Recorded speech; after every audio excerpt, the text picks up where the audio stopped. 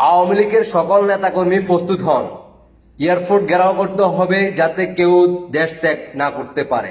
চীন, রাশিয়া, ভারত সহ 94টি রাষ্ট্র মিলে জাতিসংঘকে চ্যালেঞ্জ করছে শেখ হাসিনা এখন পর্যন্ত আমাদের দেশের রানিং প্রধানমন্ত্রী। ডক্টর ইউনূস যে অবৈধ সরকার, এর আগে কিন্তু আপনাদের আমি বলছিলাম, আপনারা কেউ কিন্তু বিশ্বাস করেননি।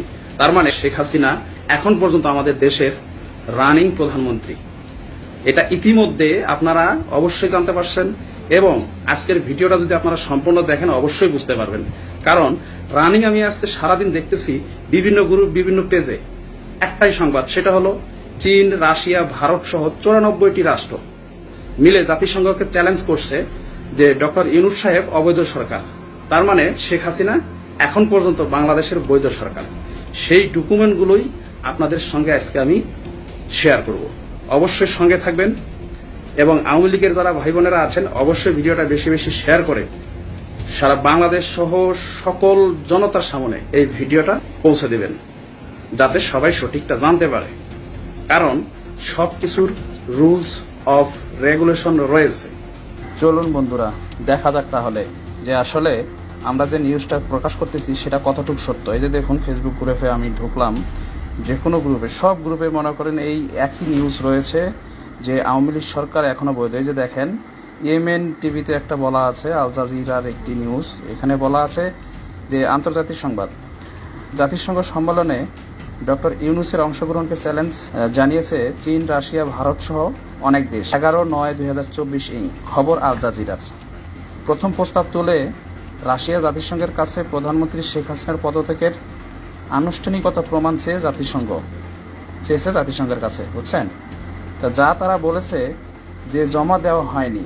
রাশিয়া পুতিন যে কথাটা বলছে, চ্যালেঞ্জ করেছে যে বাংলাদেশের প্রধানমন্ত্রী, সাবেক প্রধানমন্ত্রী শেখ হাসিনা যে পদত্যাগ করেছে সেটার আনুষ্ঠানিকভাবে ডকুমেন্ট চেয়ে ওনাদের কাছে চ্যালেঞ্জ করেছেন। তার মানে যে একটি এত বড় একটা দেশের ঘটনা, সেটা তো অবশ্যই কোনো নিয়ম মেপে কাজটা হবে। সেটা হচ্ছে জাতিসংঘ সাধারণ পরিষদ থেকে জানিয়ে দেওয়া হয়েছে এই নথিপত্র ছাড়া কোনোভাবেই মানে বর্তমান সরকারের উপদেষ্টা ইউনূস সাহেবকে বৈধতা পেতে পারে না।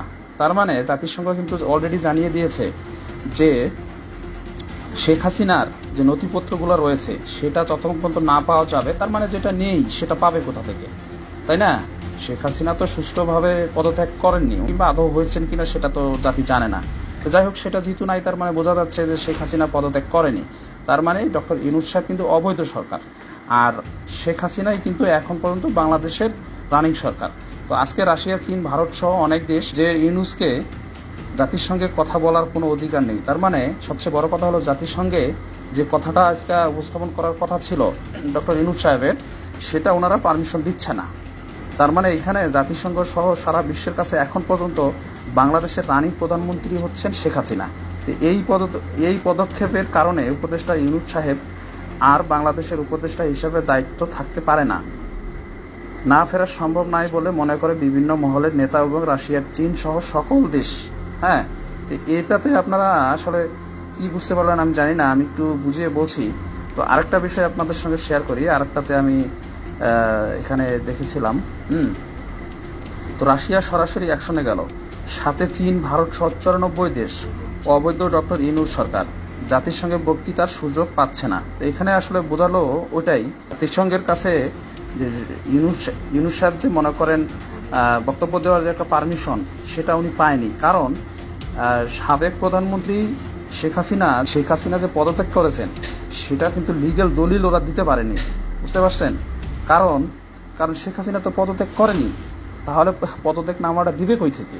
তার মানে বোঝা যাচ্ছে যে আন্তর্জাতিক আদালত মনে করে যে এখন পর্যন্ত বাংলাদেশের প্রধানমন্ত্রী হলো আপনার শেখ হাসিনা, আর ডক্টর ইউনূস সহ সমন্বয়ক যারা আছে, উপদেষ্টা যারা আছে, সবাই কিন্তু অবৈধ সরকার।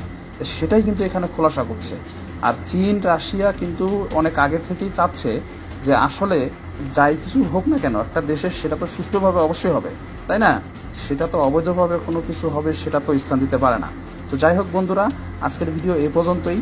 তো সবার কাছে রিকোয়েস্ট করব ভিডিওটা বেশি বেশি শেয়ার করবেন, যাতে সর্বমহলের কাছে এই নিউজটা পৌঁছায়। ঠিক আছে বন্ধুরা, ভালো থাকবেন, আল্লাহ হাফেজ।